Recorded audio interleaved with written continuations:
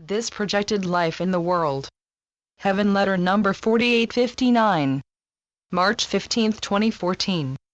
Welcome to my heart. Yet, how can I welcome you to where you have always been? I cannot invite you, ask you to stay a while when you have never been anywhere else. Nothing can take you away from my heart. You cannot be anywhere else.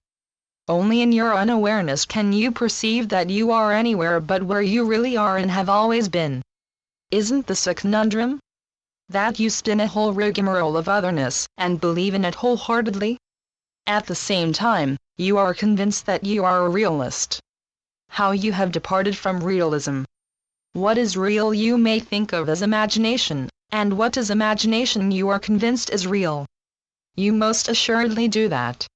If you know suffering and fright and terrible things that go boom in the night, you have it all turned around. Beauty and love are true. Anything else is not. You went to the movie theater, and while you sit in the theater, watching the movie, you are in it. At the time, you are entranced in the movie, and you forget everything else. And so you are entranced by relative life. You may pay your admission to the movie of life with blood, sweat, and tears. We can say that there has been a kind of self-hypnosis in the world, and everyone has bought into the idea that terror is real, pain is real, cruelty is real, mistreatment is real, that everything you see in the movie is real. A mass belief has been perpetrated on you. You bought it, hook, line, and sinker. You bought it, and you sell it.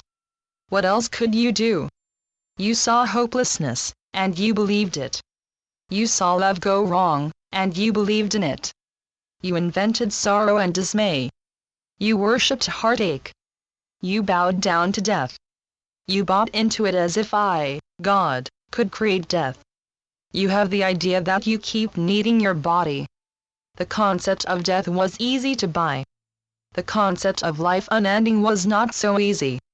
You believe in death while you wish there were no death. Your wish was fulfilled long ago. The body never was life. It was a form inhabited by the soul. The soul can never die. The body is simply a contraption to carry the soul in this projected life in the world. In the world, you read, write, and enact a hasty story, and you believe in it with every beat of your heart. You desire a better story, yet you see yourself stuck in the present script. I prepared a way for you to come back full force to the real reality, and that is through the dropping off of the body, that contraption that carried you around, that beautiful conveyance that carried the truth of you. Of course, you got hung up on the body. You even thought it was the body of your loved one that you loved. The body was like a benchmark for you, so accustomed are you to the box your loved one's soul was carried in. Such a to-do is made of the body that held soul. Because a soul leaves its body, why that is nothing. It is not much at all. Of course, I understand that to you, it is a huge event. If death were the end of life, it would indeed be a huge event. If that were the end of life, oh, then the world would indeed be bleak. The world would be tragic. As it is, that is all myth. There is no tragedy, beloveds. Tragedy can only be a misconception, sincere yet mistaken. Not true at all. Channeled by Gloria Wendroff. heavenletters.org